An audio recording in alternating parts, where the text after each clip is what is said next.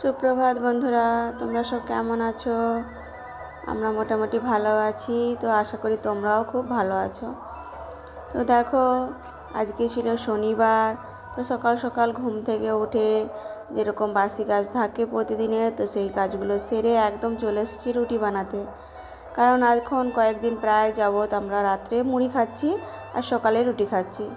কারণ এমনিতেও বলে যে রাত্রে একটু হালকা খাবার খাওয়া ভালো, আর সেই জন্যও নয় আর কি, সেটাও জন্যও খাওয়া হয়। আর বাকি কি বলে যে সকালে যেহেতু রুটি বানানো হয়, তো 2-4টে রুটি বেঁচে যায়, তো সেগুলো আবার সন্ধ্যায় খাওয়া হয়। তো সেই জন্য আর কি আর রাত্রে রুটি খেতে ইচ্ছে করে না। হ্যাঁ, সেই জন্য মুড়ি খাই, না হলে ভাত খাই, এরকম করি। তো তারপর দেখো এই যে রুটিগুলো মাখা হয়ে গেছে, এখন এই যে বেলে নিচ্ছে। তো এখন ওই যে বললাম যে সেদিন যে একটু জায়গাটা আমাদের রান্নাঘরে যে গ্যাসটা নেওয়ার পর ওখানটা বেলতেও অসুবিধা হয়, আর বাকি একটু দাঁড়িয়ে দাঁড়িয়ে অনেকক্ষণ রান্না করলেও আমার পায়ে একটু অসুবিধে হয়। তো সেই জন্য আর কি বসে বসেই প্রথমে বেলে নিয়ে তারপরে এসে দেখো ভাজছি রুটিগুলোকে। আর এই যে বানিয়েছি দুটো চিনির পরোটা।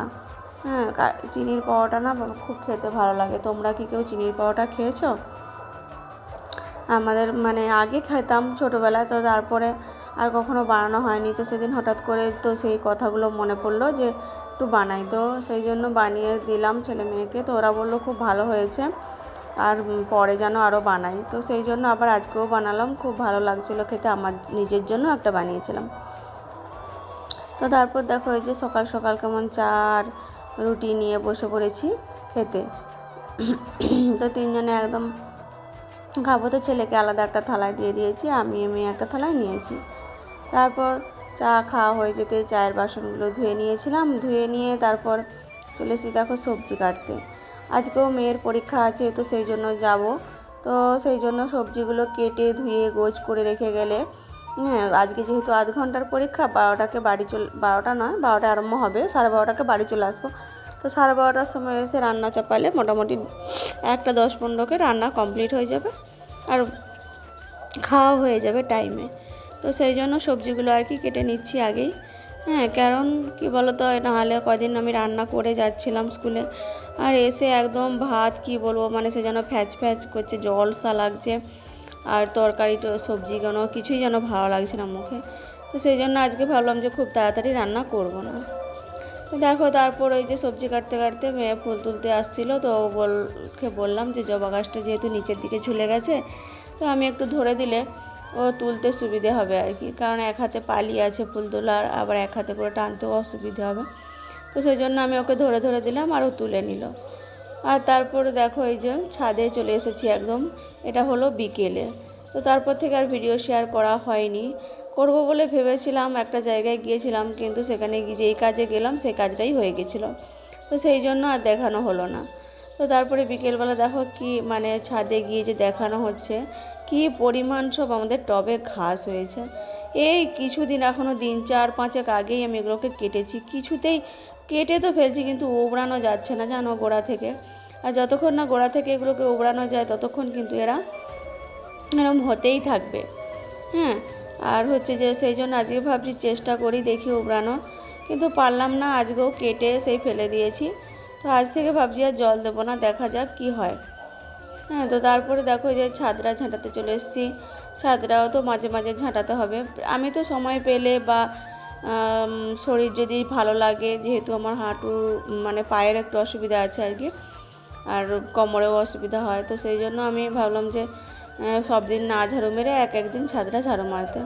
তো তারপরে দেখো আজকে ভাবলাম একটু ঝাড়ু মেরেই নিই।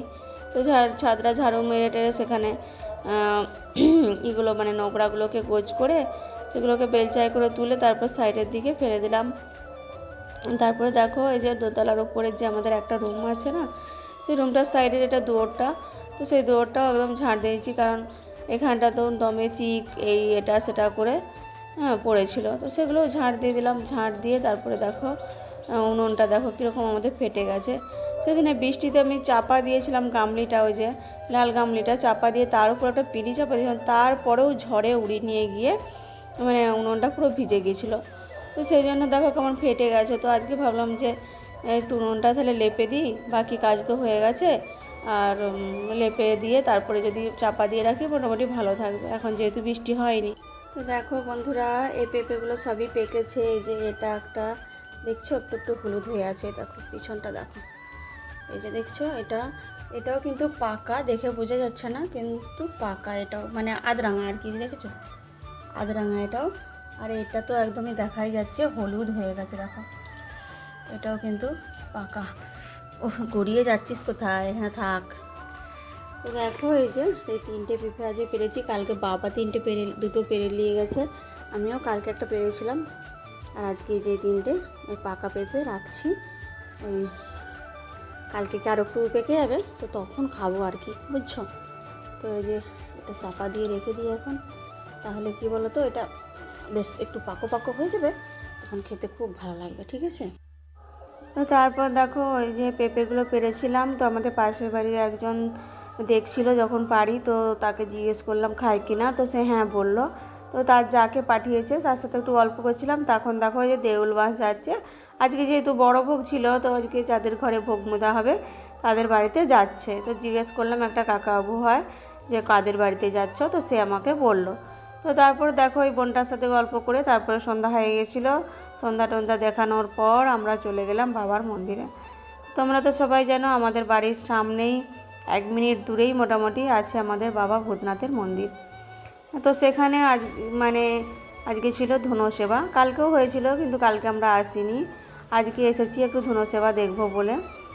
তো এখনও দেখো চালু হয়নি ধুনো-সেবা, এখনও সব ভক্তরা নাকি ফিরেনি বলছে, যেহেতু আজকে সব বড় ভোগের ভোগ মধ্যে গেছে, যার যার বাড়িতে থাকে আর কি ভোগ মোদা, তো তাদের বাড়িতে গেছে, তো সেখান থেকে এখন আসবে।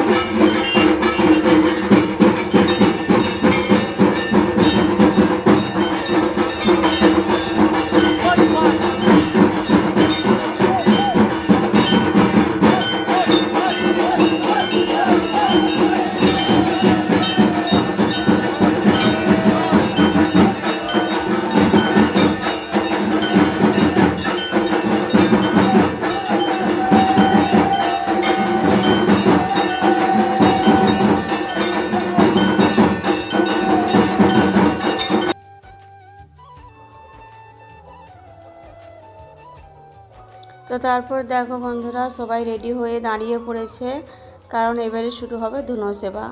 আর প্রচুর দর্শক এসেছে দেখার জন্য, বা দর্শক মানে যাদের বাড়িতে সন্ন্যাসী হয়েছে তাদের বাড়ির সমস্ত লোকেরা এসছে। তো এবছর সন্ন্যাসী কতজন হয়েছে এখনও পর্যন্ত জানি না, তবে দেখে তো মনে হয় প্রায় 250-র উপরেই হবে, কারণ মেয়েরা তো মানে এই মানে ধুনো-সেবাটা করে না, মানে কিছু নিয়ম আছে বা কি জানি না, তো ছেলেরাই মোটামুটি করে। দেখো কত পরিমাণ লোক করছে, কিন্তু তাও কিন্তু কিছু লোক এখনও পিছন দিকে সব কাজ চালায় বসে আছে, তারা কিন্তু করছে না, কারণ সবাই করতে পারে না বা যাই হোক কোনো হতে পারে। তো তারপর দেখো ধুনো-সেবা কীভাবে করে সেটা আমি তোমাদের সাথে আজকে কিন্তু শেয়ার করব। তোমরা কে কে ধুনো-সেবা দেখেছো তোমাদের বাড়ির সামনাসামনি কোনো মন্দিরে, একটু প্লিজ আমাকে কমেন্ট করে বলবে। হ্যাঁ, তো আমিও আগে কখনো দেখিনি, কারণ আমি যখন পুরোনো বাড়িতে ছিলাম তখন আমাদের ওইখানে সামনাসামনি কোনো শিব মন্দির ছিলও না, আর এরকম হতোও না।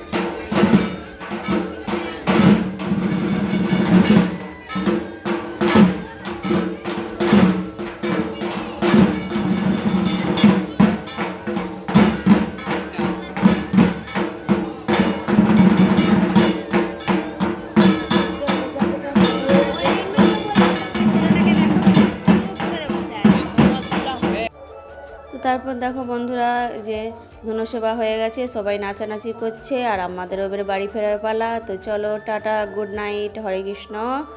সবাই ভালো থেকো, সুস্থ থেকো এবং সাবধানে থেকো, আনন্দে থেকো। টাটা।